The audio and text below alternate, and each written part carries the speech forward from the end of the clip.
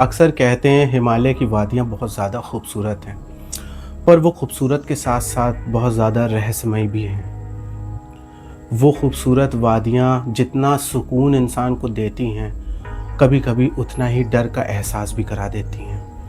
ये कहानी है कानपुर के एक लड़के की, जिसका नाम है सबी। उस वक़्त कानपुर में बहुत ज़्यादा गर्मियाँ पड़ रही होती हैं। अप्रैल का सीज़न होता है और सभी प्लान बनाता है अपने 3 दोस्तों के साथ हिमाचल के कसोल जाने का। कसोल एक बहुत ही खूबसूरत हिल स्टेशन है दोस्तों, और सभी वहाँ पे जाने का प्लान बना लेता है अपने दोस्तों के साथ। लेकिन वहाँ उसको जो मिलता है, उसकी ज़िंदगी को हमेशा-हमेशा के लिए बदल के रख देता है। तो चलिए शुरू करते हैं अपनी ये कहानी जो है सबी के बारे में, उसकी ज़िंदगी को कैसे उस एक्सपीरियंस ने बदल दिया, आज हम इस कहानी में जानेंगे। लेकिन उससे पहले अगर आपको ऐसे ही खौफनाक, रहस्यमयी और अनसुलझे रहस्यों से भरी डरावनी कहानियाँ सुनना पसंद है, तो जल्दी से सब्सक्राइब कर दीजिए मेरे इस चैनल को, जिसका नाम है हॉरर टेल्स विद आमिर। इस चैनल पे हम हर हफ्ते लाते हैं अनसुलझे रहस्यों से भरी कहानियाँ, जो आपको एक बार सोचने पे ज़रूर मजबूर कर देंगी। तो चलिए कहानी शुरू करते हैं। ये कहानी एक लड़के की जिसका नाम है सबी और जिसकी उम्र है 36 साल। वो गर्मियों से बचने के लिए अपने 3 दोस्त, जिनका नाम विवेक, राहुल और साहिल, इनके साथ हिमाचल के कसोल जाने का प्लान बना लेता है। कसोल, जिसे आज मिनी इज़राइल भी कहा जाता है, एक बहुत ही खूबसूरत हिल स्टेशन है जो विदेशी पर्यटकों के लिए एक आकर्षण का केंद्र बना रहता है। ये जगह बहुत ही ज़्यादा खूबसूरत है, पर इन वादियों में कुछ ऐसा भी है जो किसी किसी की ज़िंदगी को बदल देता है। सबी और उसके दोस्त पहुंच जाते हैं कसोल। पहले 2 दिन तक वो लोग वहाँ पे ट्रैकिंग करते हैं और शाम को अलग अलग जगहों पे घूम रहे होते हैं। तभी एक कैफ़े जिसका नाम होता है मून डस्ट, उस कैफ़े में वो लोग जाते हैं और अपनी पैराग्लाइडिंग का प्लान कर रहे होते हैं। तभी सभी की नज़र पड़ती है एक लड़की पे, जिसकी आंखें नीली, बाल रेशमी और चेहरा इतना खूबसूरत कि सभी को पहली ही नज़र में जैसे उससे प्यार हो जाता है। वो ख़ुद को रोक नहीं पाता और बिल्कुल जैसे उस लड़की में खो सा जाता है और सिर्फ उसकी ही तरफ देखता रहता है। उसके दोस्त उसको हिलाते हैं और फिर उससे पूछते हैं, यार क्या हो गया, तू इतना ज़्यादा शॉक क्यों है, तेरी आंखें फटी हैं बिल्कुल, किस तरफ देख रहा है? तो फिर वो लोग देखते हैं एक लड़की खड़ी होती है, तो उसके दोस्त लोग हंसने लगते हैं, उससे मजाक करने लगते हैं। इसी तरीके से वो 2 दिन उनके गुजरते हैं। जैसे तैसे करके सभी पता लगाता है उस लड़की का नाम होता है लिया नफ्ताली, एक इज़राइली लड़की जो ख़ुद को योगा और माउंटेन मेडिटेशन ट्रेनर बताती थी।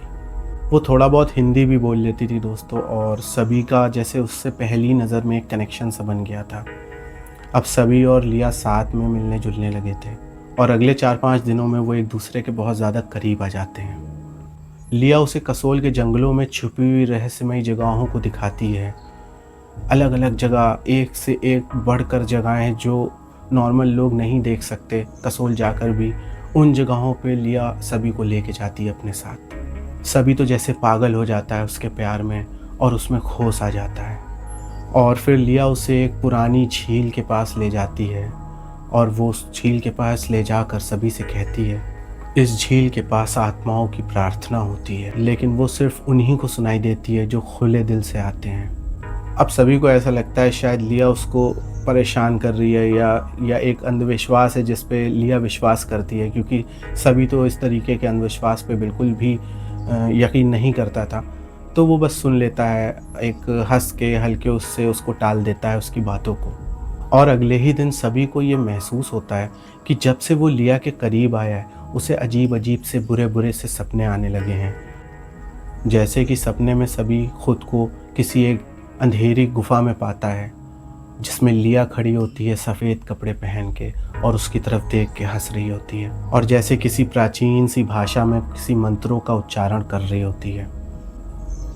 एक दिन विवेक ने देखा कि सभी आधी रात को बिना किसी को कुछ बताए, बिना किसी से कुछ कहे, अपने कैंप से निकल के जंगलों की तरफ अकेले ही जा रहा होता है। और साहिल और राहुल ने जब उसका पीछा किया तो देखा सभी एक झील के किनारे बैठा हुआ है और उसकी आंखें बिल्कुल सफ़ेद हैं।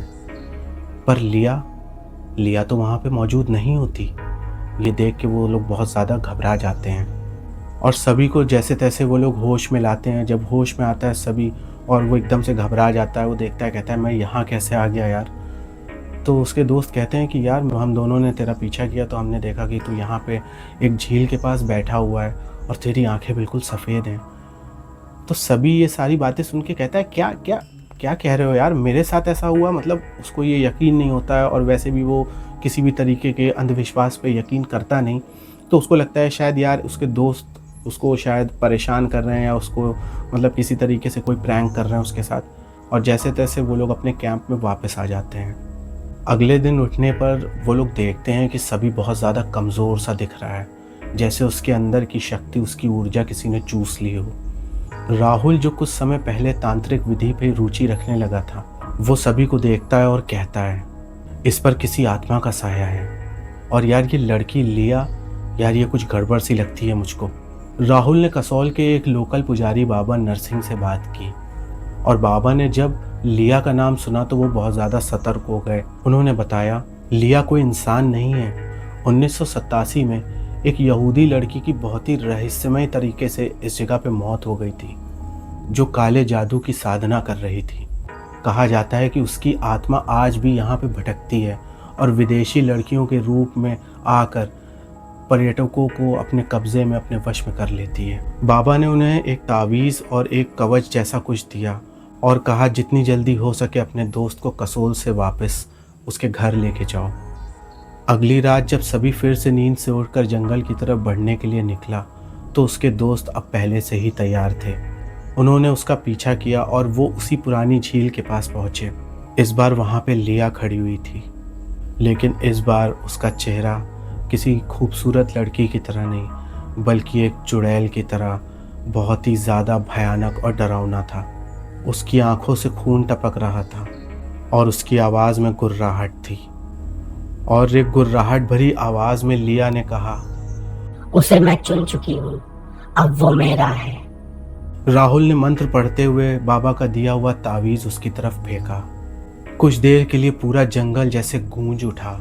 लिया की चीख से ऐसा लगा जैसे पहाड़ टूट गया हो। झील का पानी उबलने लगा और अजीब सी धुंध चारों तरफ फैल गई। आखिरकार लिया गायब हो गई और सभी बेहोश होकर ज़मीन पर गिर पड़ा। काफ़ी मुश्किलों के बाद सभी के दोस्त सभी को कसोल से लेकर कानपुर वापस आए। सभी की तबीयत हफ्तों तक ख़राब रही और उसको बुखार आता रहा, लेकिन धीरे धीरे करके वो ठीक होने लगा। आज भी जब वो नींद में बोलता है तो एक ही नाम लेता है, लिया। वो झील पर्यटकों के लिए अब बंद कर दी गई है। लोकल्स कहते हैं कि आज भी वहाँ किसी औरत के रोने और चीखने की आवाज़ें आती हैं। प्रेम एक शक्ति है, लेकिन अगर वो किसी ऐसी आत्मा से जुड़ जाए जो मृत होकर भी जीवित हो तो वो एक श्राप बन जाती है। कसोल की वादियाँ आज भी बहुत ज़्यादा खूबसूरत हैं, लेकिन जो हुआ वो बताने के लिए काफ़ी है कि वहाँ की चुप्पी में सिर्फ शांति नहीं बल्कि डर और किसी की पुकार भी छुपी हुई है।